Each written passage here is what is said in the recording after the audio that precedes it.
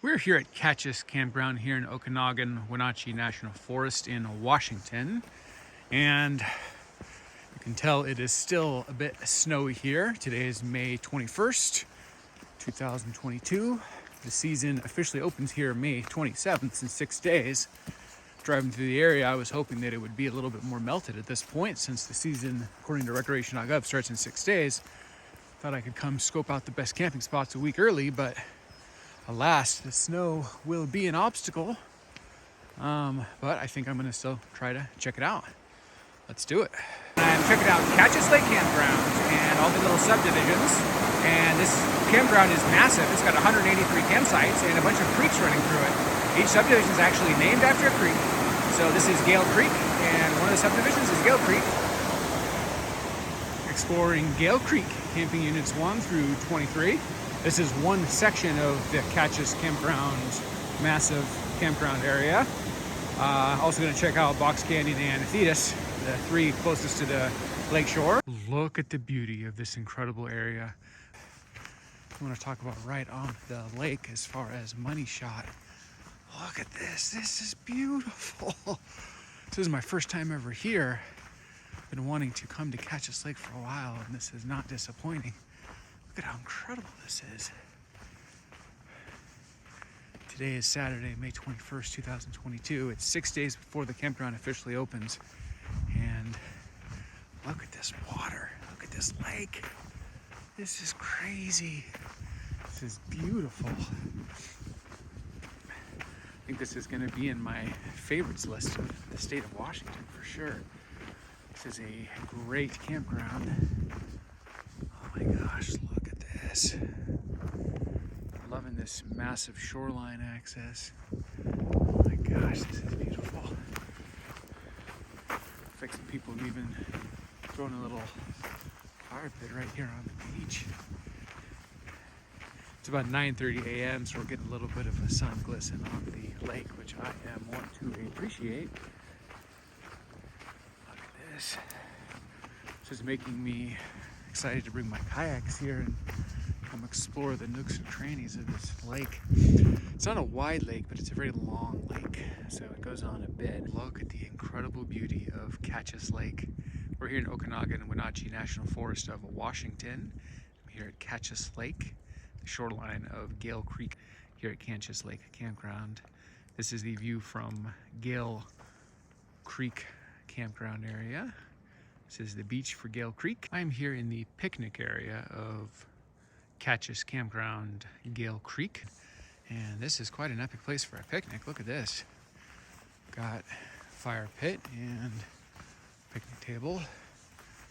And look at this incredible beach access. Kind of a cool bench here, Kachess Lake. And look at the view from the bench. This area is beautiful. Look at the glisten of the beautiful sun here. May 21st, 2022, 6 days before the open of the season here at Kachess Lake. And let's go check out our access to the lake. See, I'm personally a kayaker, so this would be great access. This would be pretty much ideal access.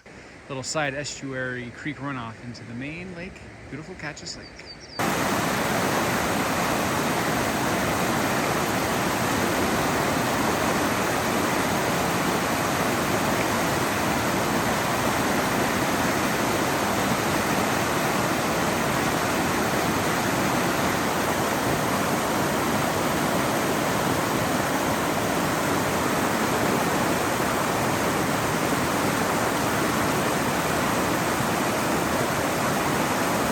We're here at Thetis Creek section of Kachess Lake Campground in Okanogan-Wenatchee National Forest of Washington. I think one of the more epic campground areas in the entire state of Washington as far as car camping. Still has some snow on the ground. I think it's been melting this literally the last week. So as I said, it opens for business in 6 days, but I can still get a sense of some of the primo spots just by hiking around. It's not technically open, but you're still allowed to come hiking through here if you desire. So the way I would break it down is There's something like 6 or 7 different sections. You got Gale Creek, which is one of the best ones, and then you got Thetis and Box Canyon. I think those are your 3 best ones. Defining best is proximity to the lake. I'm a kayaker, so I want to be as close to the lake as possible so that I can have easy access, entrance, and exit. And I'm going to come up here and kind of check out the sites. It'll be a little bit more challenging with the snow, but I think it'll still be able to do it effectively. I've done it before.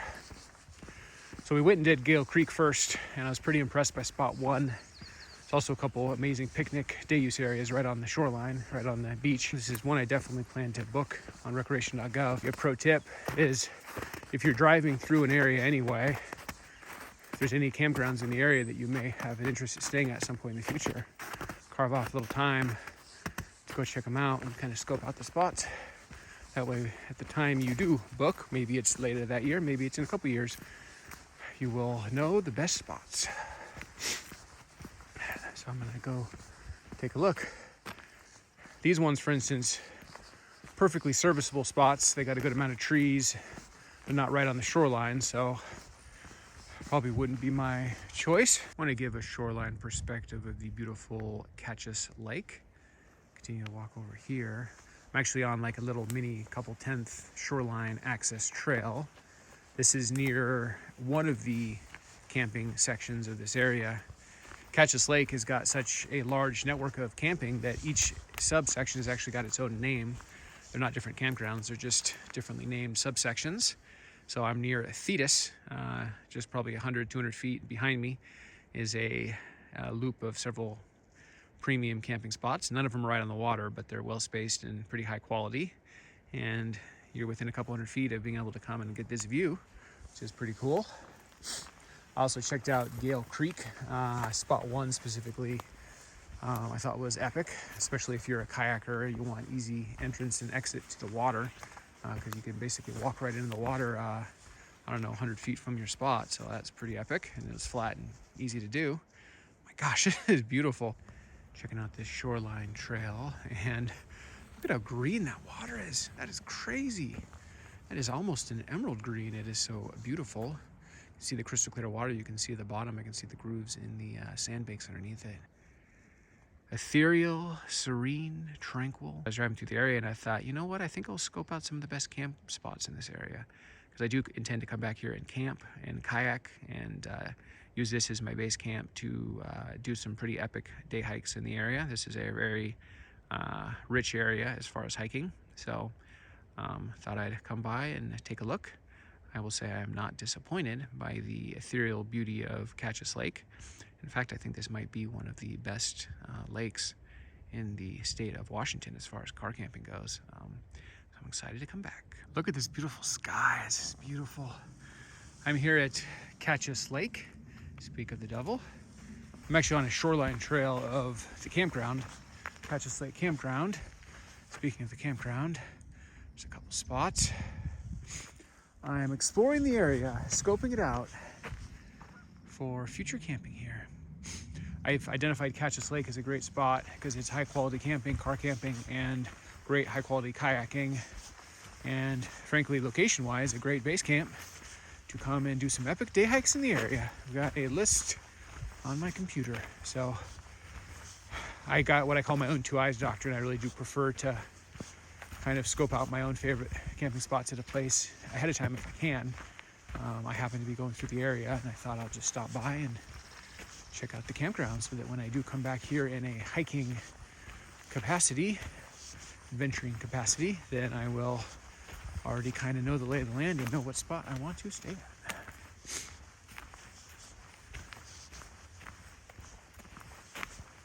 Look at the incredible beauty of Box Canyon Creek. Kachess Lake Campground is gigantic, and it's got a little under 200 camping spots, and each section is kind of a subsection, a subdivision named by, I think, the creeks.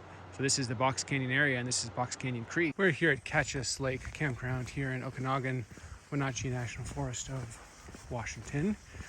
I am exploring Kachess Lake Campground. I'm looking at Box Canyon subdivision. This is my last section to check, and then I will have walked the entire campground. And have a big campground, I think a little under 200 sites. This is a picnic area, or is this just a massive multi-unit one? I think I see the trail. I'm going to take the opportunity to go check out the Shoreline Trail. It's kind of interesting. The Thetis area has a Shoreline Trail, and the Box Canyon has a Shoreline Trail. I went and did the Thetis area. I was actually a little underwhelmed by Thetis. I thought Thetis would be one of my favorite sections, but I didn't like the spacing of the sites, not enough privacy.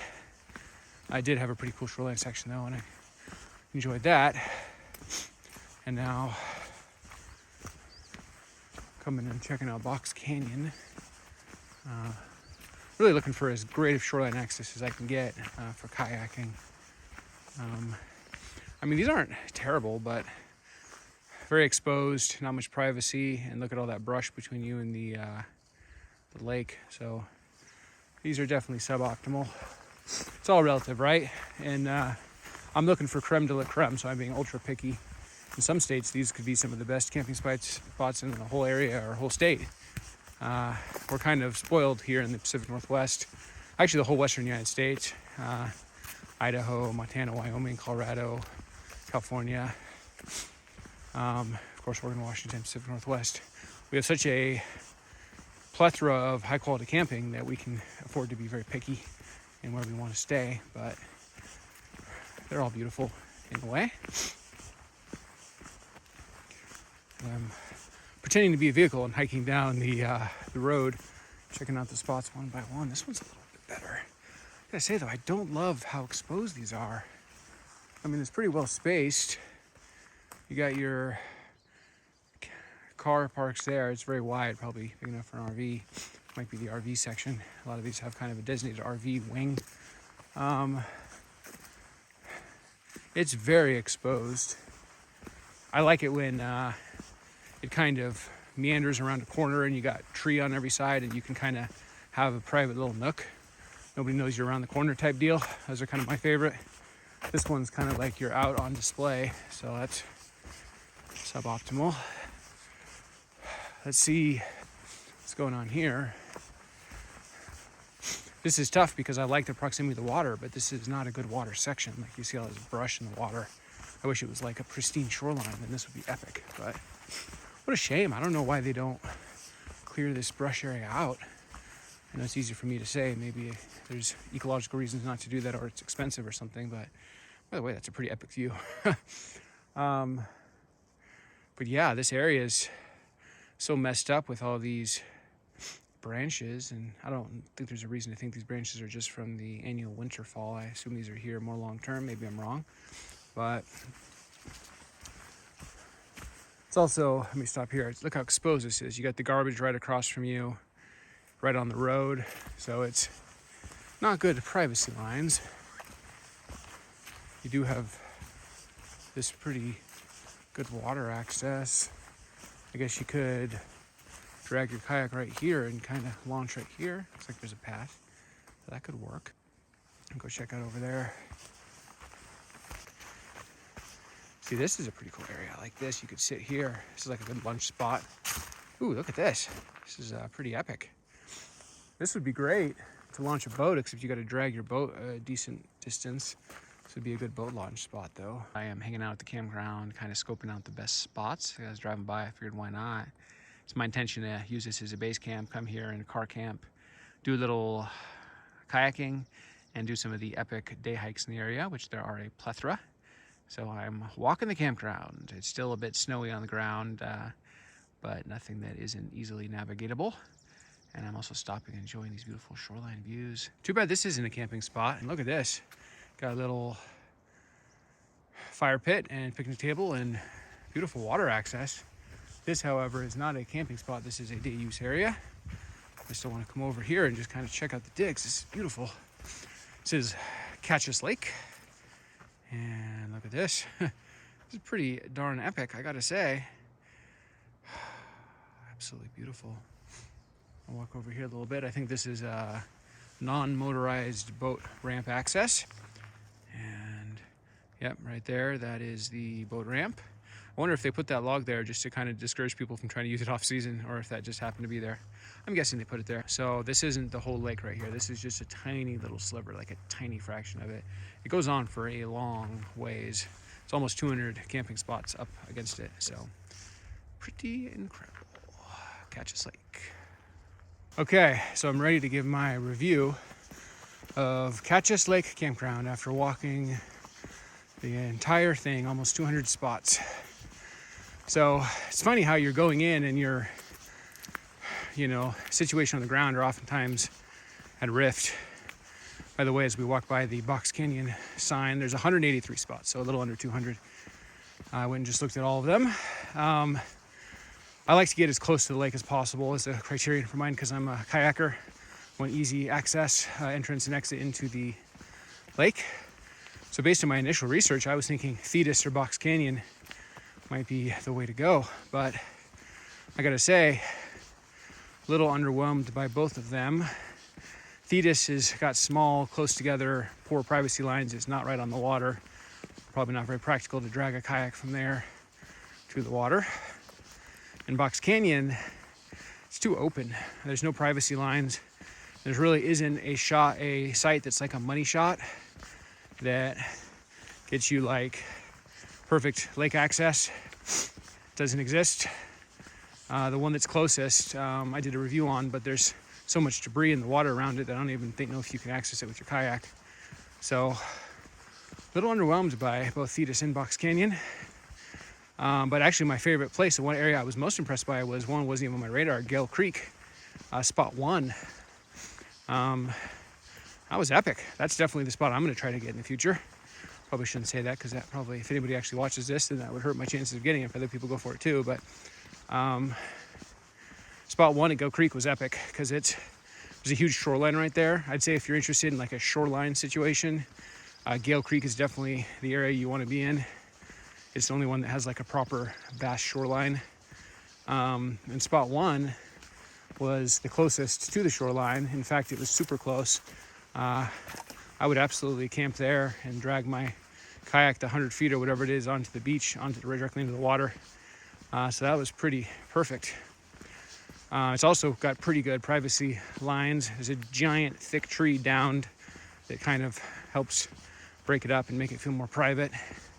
The only downside is the beautiful day use area is kind of next to Site 1. So if you have like big groups, they're kind of double wide picnic tables designed for large groups, day use picnic areas. So you could have a big family reunion or corporate retreat or whoever the heck is using those, and that could be noisy. So that's the downside, is it's not like, I've seen better sites at different campgrounds at different states.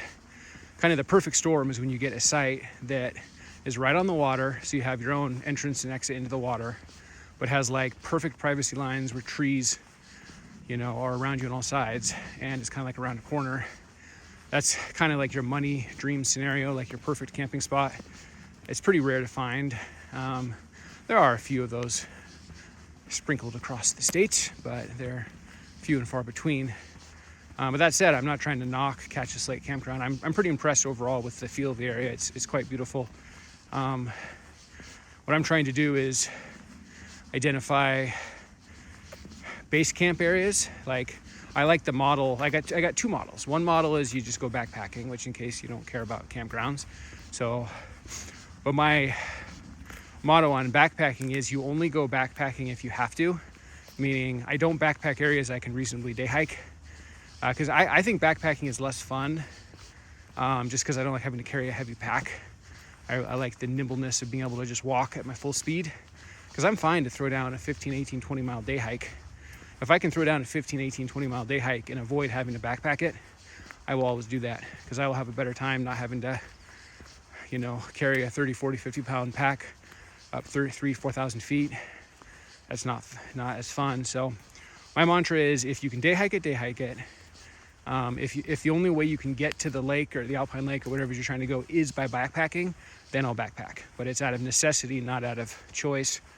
And I do enjoy it, but I think I need it to be necessary in order to get to the reward if I know there's another way to do it that's easier, then I'm not going to want to do it. So that's my mantra for backpacking. So some of my trips are backpacking trips, and I've got, I think, 8 planned in Washington. I live in Oregon, in Central Oregon. I'm just analyzing Washington. I've got eight backpacking trips planned in Washington to kind of capture, I think, some of the best areas. But my other model, so I walked through some snow.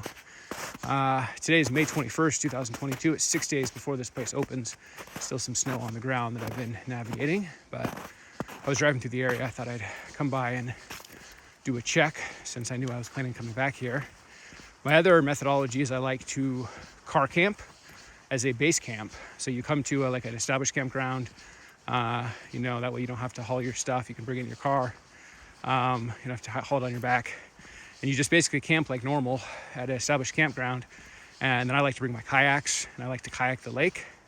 And then I like to use it as base camp for a bunch of epic day hikes in the area. So as it relates to Gale Creek Spot 1, I would take that spot if I can book it on recreation.gov. So I said the area opens May 27th through September. I'm sure it's already booked for the whole year at this point, but what I want to do is book that spot, come, and then I would actually probably wake up when it's still dark, maybe throw some glow sticks on my kayak or something like that, and do like a very early morning pre-sunrise kayak, maybe be in the boat when the sun rises. Hope I can capture some beauty that way. Then I'd go back to my site, and I would leave for the afternoon and go do a day hike in the area I want to do. That way I'm still getting the day hike pretty darn early, because I always want to do those as early as possible to avoid the crowds and the sun. And come back to my site maybe late afternoon, and hope by then that the noisy, day use picnic area people are starting to die down. And then I'm sure by evening, definitely by dark, they'll be gone. Can enjoy the site peacefully by the lake, and maybe repeat the process the next day. So it's a long way of trying to explain that because of the proximity to the lake and the beauty of the area, the loudy day use people don't really deter me, because I'm going to be gone for the lion's share of the day on a day hike anyway. So kind of how I model it. You model it how you want to. I think a big part of the fun of wilderness adventuring, which I am into, is the planning, the strategizing, deciding where you want to go and how you want to approach it. I think maybe I'm just a logistics individual, so I get a kick out of all the planning just as much as the actual hikes and experiences themselves. So bottom line is, I started this by this long rambling session. You can tell by now, but I do not ever plan out what I'm going to say in any of these videos. I just kind of stream of consciousness, impromptu. The gist of it is, I would view this as validation of my own two eyes doctrine, because if I was booking blind on recreation.gov, I probably would have picked a spot at Box Canyon or Thetis. And now that I've been here, that's not what I want to do. I want to pick spot 1 at Gale Creek, and that wasn't even on my radar from my research. So there's always a little rift between your research and reality. I've definitely found that. That's why I created my own two eyes doctrine, because you could sit there for an hour or two and be the most fastidious researcher in the world and really think that you've cost-benefit analyzed, the whole thing and come up with the perfect strategy. I've done that.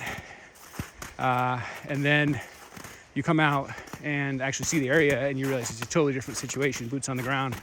So that's why I just, I do some research. You got to do some front-end research, but I don't even necessarily put my effort in that. I put my effort in coming to see places, because that's where the value is.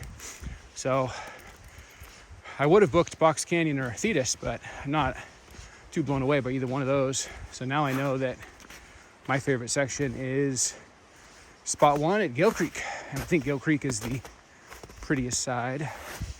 I would say there's a pretty cool little shoreline hike next to Thetis that had a couple good lookout areas. And I would say there was some decent views at the Box Canyon shoreline. So it might be worth, if you're staying in Gale Creek, hiking over and just checking both those out for a little part of an afternoon. But that isn't going to be very time consuming and just a little add-on. So my go away is spot 1 at Gale Creek is the magic spot. And when I book it, presumably next year, kind of funny, at recreation.gov, it's typically a rolling 6 months. And typically, people know where the best spots are. So the best spots are the ones that are taken. So this season's already entirely booked at this campground. So it's not necessarily, for my schedule, I probably wasn't going to come here this year anyway, but I happened to be going through the area. So I figured that's maybe a pro tip. Be mindful of what areas you plan to go through in the future. And if you're on a trip, a business trip, or just visiting family, whatever it is, go check out a campground that you intend to stay at sometime in the future, even if you're more than 6 months, a year, 2 years out, because it'll pay for itself just doing that, because then you know exactly, you've been there before, you got familiarity, and you know exactly what spot you want to stay at. And then when you come back, you're kind of already acclimated and you know what you're getting yourself into as far as expectations. So I would highly recommend that methodology. And I've officially left Kachess Campground. It's now a quarter mile behind me. And I am heading back to my car. I didn't want to drive this last section of snow, just to be on the safe side. I mean, I probably could have made it, but why risk it?